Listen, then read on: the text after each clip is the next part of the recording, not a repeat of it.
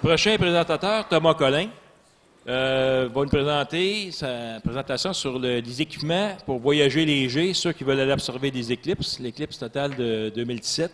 Mais ça peut servir également au quotidien, photos du soleil, de la lune et tout ça. Fait que Thomas, je te laisse la parole. OK, bonjour tout le monde. OK, en fait, comme Denis vient de dire, que ce que je vais présenter, c'est valable pour tout le temps, c'est pensé pour l'éclipse, mais aussi pour n'importe quel voyage qu'on peut faire. Quand on va en avion, on est vraiment limité comme espace. Moi, j'ai fait quelques voyages au Chili, entre autres, j'ai vu une éclipse au Chili. Je vais vous parler un peu de ce qui s'est passé, des petites erreurs aussi que j'ai faites. En fait, de quoi de bien important, je vais insister là-dessus. Il faut se pratiquer avant d'y aller. Une éclipse, ça ne dure pas longtemps. S'il y a de quoi qui ne marche pas pendant l'éclipse, bien, on est fait. OK. Fait que l'éclipse qui s'en vient, justement, est aux États-Unis, dans le pays de Trump. Fait que, elle a une durée, la totalité a une durée seulement de 2 minutes 40 secondes si vous êtes au centre ici. En fait, où la ligne est mauve, ici, c'est ici que ça dure le plus longtemps. Puis où c'est rouge aussi. Après ça, le temps diminue rapidement. Puis il faut vraiment être au centre de la ligne. Ça veut dire 2 minutes 40 secondes, c'est très, très court. Vous ferez des simulations, vous allez voir qu'on n'a pas le temps de faire grand-chose dans ce temps-là. Fait qu'il faut vraiment en profiter. Je vous ai mis une photo, en fait, j'ai sorti ça avec Stellarium, du ciel qu'il va avoir lors de l'éclipse. Ça veut dire que quelqu'un qui veut prendre des photos à grand champ, qui pourrait espérer d'avoir la planète Mars, Régulus qui est ici, puis Mercure qui est en bas. Fait que ça, vous pouvez revérifier, mais c'est à peu près ce qu'on verrait durant la totalité. Les chances de voir Mars sont très bonnes, Régulus. Mercure, ça va peut-être être un petit peu plus dur. Ça dépend de la noirceur du ciel. Bon. Maintenant, pour observer l'éclipse, qu'est-ce que je trouve qui est le meilleur? Ce n'est pas nécessairement un télescope, c'est tout simplement des bonnes jumelles. Bon, en fait, je me suis acheté pour l'éclipse, quand je suis allé la voir, j'ai acheté des jumelles 10 par 50. Avec un grossissement de 10 fois, on voit assez bien pour voir le soleil quand même assez gros, pour le voir détaillé et bien voir la couronne autour du soleil pendant l'éclipse. C'est sûr que quelqu'un qui veut vraiment observer les protubérances, ben, il va les voir, mais ça va être petit. Mais il faut dire que les protubérances, on n'a pas besoin d'avoir une éclipse pour les observer. Avec un télescope hydrogène alpha, on peut les voir n'importe quand. Mais l'éclipse, qu'est-ce qui est intéressant, c'est surtout de voir la couronne, de voir tout l'ensemble. Et à ce moment-là, des jumelles, c'est suffisant. Puis des jumelles, ben, c'est facile à porter. Il y a moyen de mettre ça dans nos bagages à main. Mais l'idéal, c'est d'avoir un trépied. Ça, je vais en parler. On peut aussi amener un petit télescope. Dans ce cas ici, moi, c'est un télescope que j'utilise des fois pour montrer le soleil quand je vais dans des écoles. C'est un 80 mm, c'est très court. Et les télescopes, beaucoup de télescopes comme Skywatcher, qu'est-ce qu'ils font?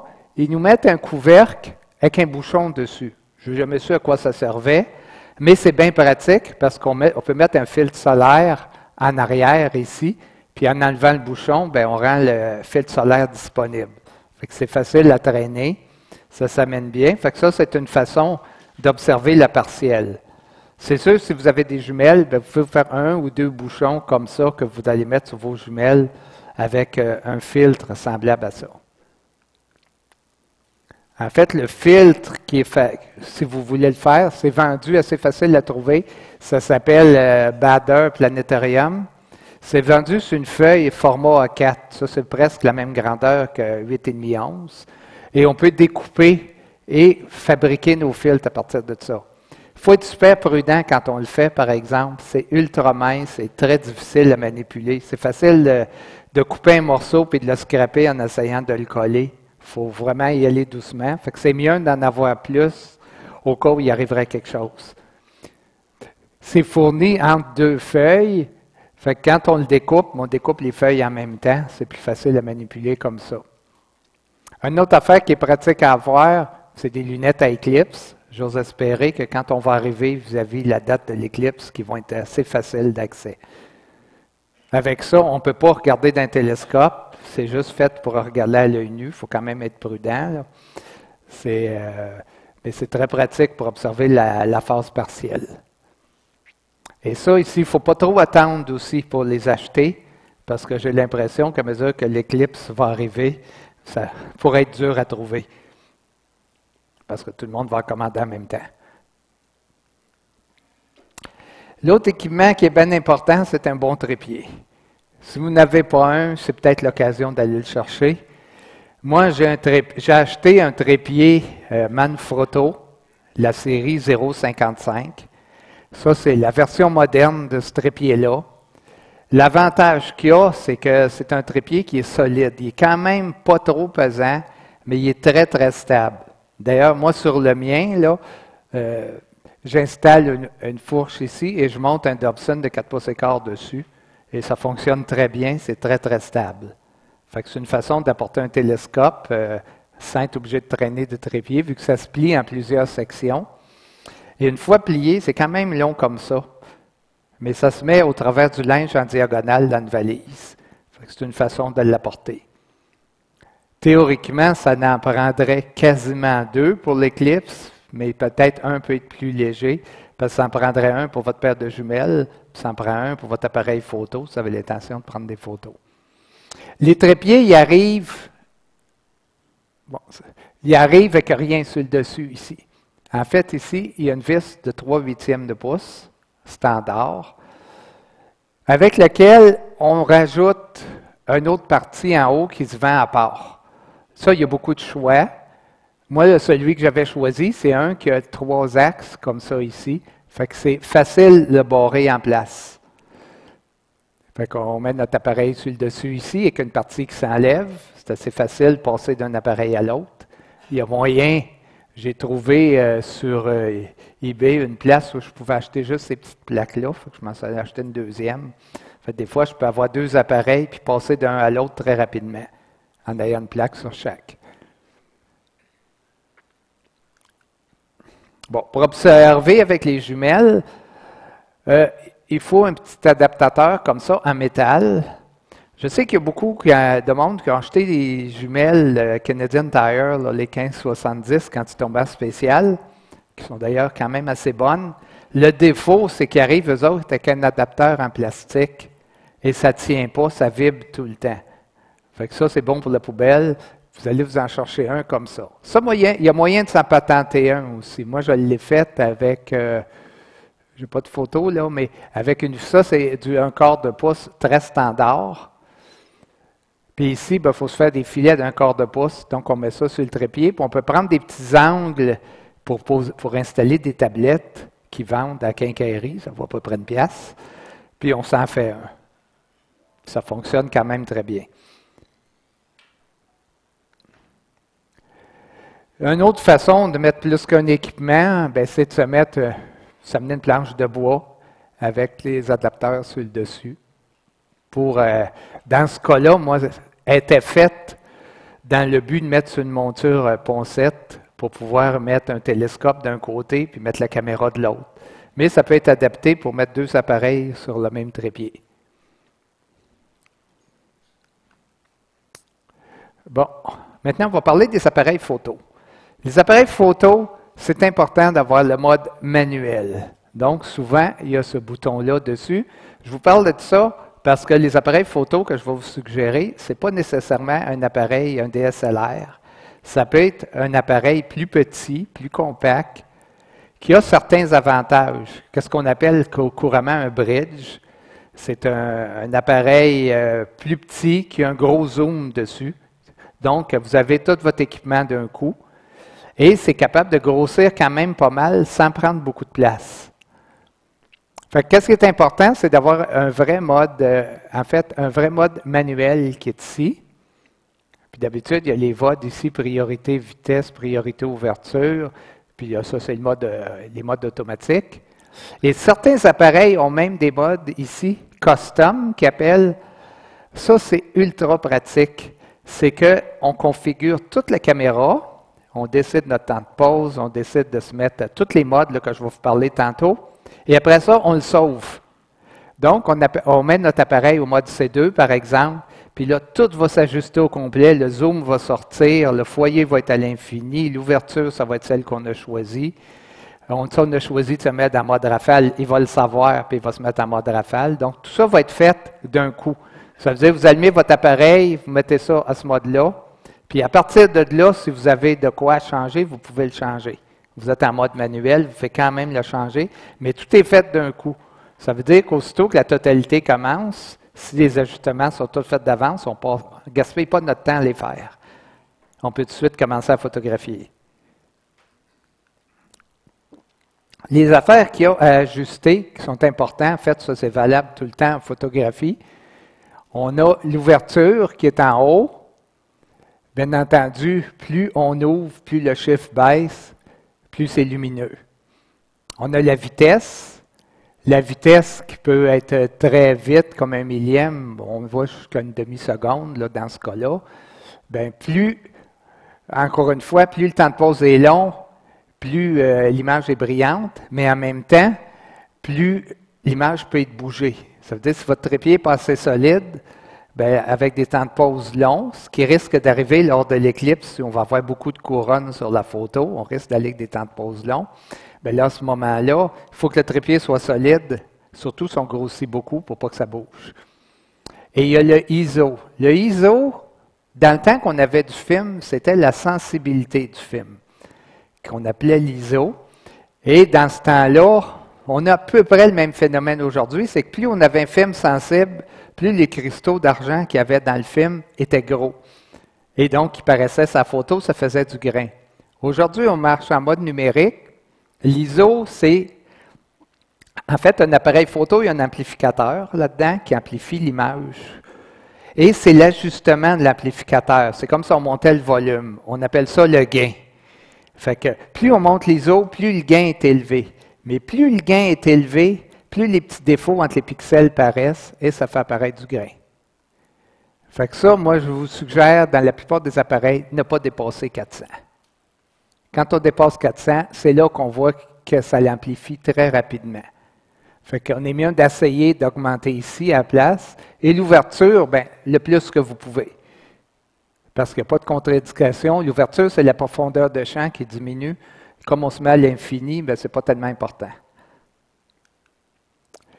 Ça, c'est mon expérience que j'ai faite en 1994 quand j'ai vu l'éclipse. J'avais un appareil vidéo, une caméra vidéo. J'avais décidé de le faire en vidéo à ce moment-là. C'était un petit peu une erreur parce que les appareils vidéo n'ont pas tellement de contrôle dessus. Moi, je me pensais bien bon parce que j'avais un contrôle d'ouverture sur mon appareil. Je pouvais diaphragmer comme je voulais, je l'avais en mode manuel. Ce que j'ai oublié, c'est qu'un appareil vidéo a aussi un gain et il est automatique. Et tu n'as pas de contrôle dessus. Donc, quand je suis venu pour prendre l'éclipse, surexposé au bout, j'avais juste un gros spot blanc dessus. Fait que là, la seule façon que j'ai eu à faire, c'est de couper c'est de fermer le diaphragme jusqu'à temps que j'aie une image. Et le gain, à ce moment-là, lui, était au maximum. C'est pour ça qu'il y a beaucoup de grains sur mes photos. Fait que ça, c'est 4 fausses. C'est un montage fait à partir du vidéo.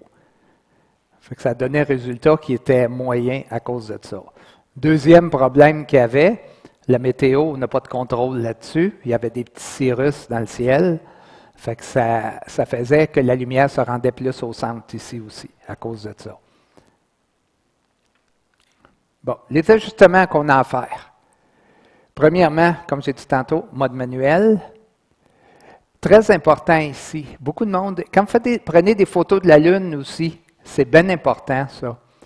La white balance, le blanc, il faut mettre ça à manuel. En fait, le mettre à lumière du jour. On voit des fois sur Internet des photos de la Lune qui sont bleues, ou qui sont vertes, ou qui sont mauves. C'est parce que quand on laisse ça en mode automatique, ça sort de façon aléatoire. Ça dépend des appareils, ça ne sort jamais pareil. Fait que si vous voulez avoir la vraie couleur, ben mettez-vous en lumière du jour, vous ne serez pas pris à le réajuster après. Le ISO, bien, plus petit ou égal à 400. La prise de vue, bien, l'idéal, l'éclipse, ça ne dure pas longtemps. Vous arrivez avec une batterie super chargée, avec bien de la place sur votre carte. Bien, vous vous mettez en mode rafale, vous en prenez le plus que vous pouvez. C'est mieux d'en avoir plus que moins. Le temps de pause, moi je dirais comme point de départ à peu près 1/100 de seconde. Probablement qu'il va falloir aller en bas de ça pour avoir assez de couronne, ça se peut qu'on soit... Mais je dirais comme point de départ à peu près ça. L'ouverture, la plus grande possible, le plus petit chiffre. Le zoom, bon, le zoom, on va parler des appareils tantôt. Moi, je dirais un minimum de 20 fois, donc un appareil qui grossit au moins 20 fois, jusqu'au maximum de l'appareil. Mais faites attention, les appareils ont ce qu'on appelle un zoom numérique. Un zoom numérique, contrairement au zoom optique, c'est tout simplement qu'on prend notre image, supposons que je prends cette image-là ici au complet, puis je garde juste le centre et je l'étire pour remplir le champ au complet. Ça, je suis capable de faire ça à l'ordinateur n'importe quand après. C'est ça un zoom numérique. C'est mieux d'y aller avec un zoom normal, et plus, si vous voulez la grossir plus tard, bien là, vous pourrez le faire, mais jamais l'utiliser dans une caméra. En fait, c'est de quoi qui ne devrait même jamais exister. Il y a certains appareils qu'on peut, dans les réglages, mettre ça à off. C'est la meilleure idée qu'on peut faire. D'ailleurs, ceux qui l'ont déjà essayé, bien, ça fait des photos qui ne sont pas claires. Fait que c'est le maximum de l'appareil. Je vais vous dire tantôt, il y a certains appareils qui grossissent quasiment trop. Là. Il y a une Nikon qui a un zoom de 83 fois. Bien ça, le soleil va prendre quasiment toute l'image. Fait que lui, il aurait peut-être intérêt à grossir un petit peu moins. Le foyer à l'infini. Ça, c'est super important. En fait, si vous achetez un appareil, il faut le tester tout de suite pour être sûr qu'il fonctionne. Il y a un ajustement manuel, et moi, j'ai vu des appareils qu'on le met à l'infini, puis l'image est floue. On le met en mode automatique, on photographie de quoi à l'infini, puis c'est clair. Ça, cet appareil-là, ça veut dire que le mode manuel est mal ajusté. Vous achetez un appareil qui a ça, vous vous dépêchez à aller le changer. C'est pour ça qu'il faut s'y prendre d'avance. Et le mode, je vous suggère de ne pas utiliser le RAW sur ces appareils-là. La raison de ça, il y en a deux. Premièrement, on prend le JPEG, la meilleure qualité qu'on peut. Ça donne des bons résultats. Il y a deux raisons. Premièrement, le mode rafale va être moins vite. Parce qu'en mode RAW, c'est plus long, le fichier est plus long à sauver, il est beaucoup plus gros. Et le deuxième, c'est que ces appareils-là, c'est des zooms qui sont très forts. Il y a beaucoup de distorsion qui se fait dans la lentille. Et la correction, avant d'être sauvé en JPEG, la caméra fait la correction. Et comme celui qui a conçu la caméra ne connaissait sa lentille, la correction est faite pour la lentille et le zoom utilisé. Et j'ai essayé les deux chez nous, j'ai pris des photos, j'ai comparé les résultats, et il y a vraiment beaucoup de distorsion en RAW. Ça veut dire que tu es pris à le faire toi-même, la correction. Ça peut être assez compliqué. Bon, maintenant, pour vous donner une idée. Ça, c'est une photo du soleil prise avec un zoom de 30 fois. C'est la place que ça prend dans une image. 50 fois. Fait qu'on voit que ça donne plus gros. Il faut penser que lors d'un éclipse, la couronne est ici autour. Elle peut quand même aller assez loin. Ça veut dire que 50 fois, c'est quasiment le maximum si on veut faire une belle photo. À moins que vous vouliez avoir les protubérances, tout ça détaillé, là, vous pourriez grossir plus, quitte à avoir un peu de la couronne qui va sortir. Mais si vous voulez les protubérances, vous allez probablement faire un temps de pause plus court pour pas qu'il soit surexposé, donc la couronne va aller moins loin. Bon, les types d'appareils. Le premier que je vous montre ici, c'est un DSLR. Un DSLR, je crois que c'est un Canon, celui-là, avec un 200 mm dessus. Un 200 mm, par rapport à une lentille normale, ça grossit à peu près 6 fois. Ce n'est pas un zoom qui est très fort. C'est sûr qu'il y a un avantage de DSLR, c'est que son capteur est de meilleure qualité qu'un petit appareil. Mais il reste que si vous utilisez un DSLR, vous allez probablement avoir besoin d'un zoom plus puissant que celui-là, donc il va être encore plus gros. Ça fait de quoi de gros à apporter. Et ça prend un trépied qui est en conséquence. Maintenant, les petits appareils. Bon, il y a beaucoup de compagnies qui en font. Fait que, qu'est-ce qui est intéressant, c'est un petit appareil, là, je vous en montre un ici en haut, avec le zoom sorti. Fait qu'on voit des fois qu'il y en a qui sont assez puissants. Mais l'avantage, lui, j'ai de la misère à lire le chiffre, là. Si je ne me trompe pas, c'est un 42X, ça. 42 fois. Bien, 42 fois, là, c'est un zoom de 1000 quelques millimètres. L'équivalent en 35 mm. Fait que c'est un zoom qui serait à peu près long comme ça, si on apportait un autre appareil. Fait qu'il y a différents appareils qui en ont. Ici, on a un Canon. Ici, c'est un modèle que je ne conseille pas tellement. Là, ça, c'est tout petit, c'est super compact. Mais on serait capable de le faire avec ça. Ça, c'en est un plus gros. La série SX 540. Il y a le 530, le 520 aussi qu'on peut trouver, qui sont des modèles plus vieux, qui ont des zooms un petit peu moins puissants, mais qu'on trouve encore, on paye moins cher dans ce temps-là. Olympus, ici, ça c'est un exemple, un 50 fois. D'autres exemples ici, Fuji. Ça, c'est un Canon, un modèle beaucoup plus compact. Il y a des modèles comme ça, là, que le zoom est un peu moins fort, mais quand même un zoom de 40 fois dessus. Fait que s'il y a les modes manuels, on peut se servir de ça. Ça va marcher. Le Sony, ici, 50 fois. Un Nikon, je crois, c'est lui qui a 83 fois. C'est lui qui est le plus fort de la gang. Et le Cadillac, ici, c'est un SX60 de Canon. Si vous êtes capable de trouver SX50, lui grossit 50 fois, c'est lui que j'utilise présentement. Là, ce qu'il faut vérifier avec tous ces appareils-là, je vous les ai donnés, mais je n'ai pas eu l'occasion de tout voir parce que sur les sites, c'est dur à voir cette information-là, souvent. Il faut s'assurer qu'il y a un zoom, qu'il y a un foyer manuel. Il y en a beaucoup. Il y en a plusieurs de ces appareils-là qui n'en ont pas. Fait que ceux-là, tout de suite, en partant, on ne peut pas s'en servir. On risque de ne pas être capable de faire le foyer pendant l'éclipse. L'autre affaire qui est importante, qui est très rare et que cet appareil a là, lui, peut prendre une télécommande. Parce que si vous n'avez pas de télécommande, il va falloir vous patenter quelque chose pour peser sur le bouton pendant l'éclipse. Il va falloir vous en patenter une. Trouver faire un genre de boîtier pour votre appareil où ce que vous allez pouvoir mettre quelque chose qui va peser sur le bouton. Parce que moi, ce que je conseille de faire, c'est de mettre l'appareil sur le trépied, puis quand l'éclipse ça commence, vous barrez la commande en mode rafale, puis vous la laissez prendre des photos pendant toute l'éclipse. Vous allez prendre environ 200-300 photos. Puis pendant ce temps-là, bien, vous l'observez.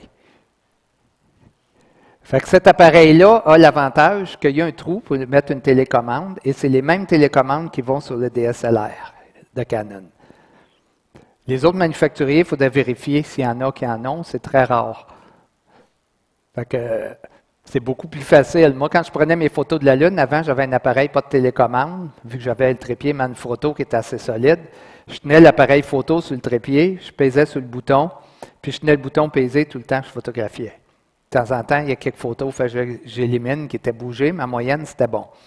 Maintenant, j'ai une télécommande, c'est encore bien plus facile. La télécommande, il y a une barrure dessus, tu le barres, puis tu le laisses aller. Fait que celle-là, par exemple, elle a un zoom de 65x qui est quand même assez fort. Et il y a les modes custom dessus, on peut tout programmer d'avance. Fait que ça, c'est le modèle préféré. Il est difficile à trouver parce que Canon, puis il se vend assez cher aussi, il est autour de 600 $. Fait qu'il est assez cher. Et Canon les a remplacés par la série 540, qui eux autres ont quelques affaires de moins, ils n'ont pas les modes custom dessus. Lui aussi, il y a un écran on le voit, la peinture ici, il y a un écran qui se déplace. Ça peut aussi être pratique. Il faut penser que durant l'éclipse, le soleil va être assez haut dans le ciel, donc la position va être un peu inconfortable. C'est pratique d'avoir un écran comme ça. Il faut penser à ça aussi pour les jumelles, là, de s'amener ou se patenter un petit banc que vous seriez capable d'apporter, là, parce que vous allez probablement être obligé d'observer par en dessous, ça va être assez haut. Par contre, c'est juste 2 minutes et quelques. Ça, c'est une photo de la Lune qui a été prise avec la SX50. Ce n'est pas la photo au complet, je l'ai grossie pour qu'on voit le détail. mais c'est pour montrer la résolution qu'on est capable d'avoir. Fait que vous imaginez dans l'éclipse de Lune, avec un zoom de 50 fois, pris en JPEG, ben, c'est sûr que c'est une addition de photos. Durant une éclipse, vous ne pourrez pas additionner toutes les photos parce que la Lune va bouger, mais c'est toujours possible de prendre une trentaine ou une quarantaine de photos où la Lune n'aura pas eu le temps de trop bouger et les additionner pour avoir des images beaucoup plus claires. Bon, maintenant, ça j'en parle, c'est pour les caméras Canon. C'est probablement pareil pour les autres marques, mais la solution existe juste pour les Canon. C'est que si jamais vous voulez prendre des photos, surtout la photo du paysage, et vous voulez faire des poses longues, les nouveaux appareils qui ont un CMOS au lieu d'avoir un CCD dedans, dans Canon, et probablement pareil dans les autres marques, aussitôt qu'on dépasse un certain temps de pause, qui est 1 seconde dans le temps de Canon, ils refusent d'aller dans haute ISO que le ISO minimum de l'appareil, donc ISO 80 ou ISO 100. Et nous autres, si on fait une longue pause, c'est parce qu'on va avoir de la lumière. La seule raison que j'ai vue de ça, c'est probablement parce qu'il y a beaucoup de bruit qui apparaît sur la photo. Ça doit être pour ça qu'ils ont bloqué ça. Ça, j'en avais parlé ici il y a quelques années. Il existe un hack pour les caméras Canon qui nous permet d'avoir des modes manuels puis plein de fonctions sur des appareils automatiques.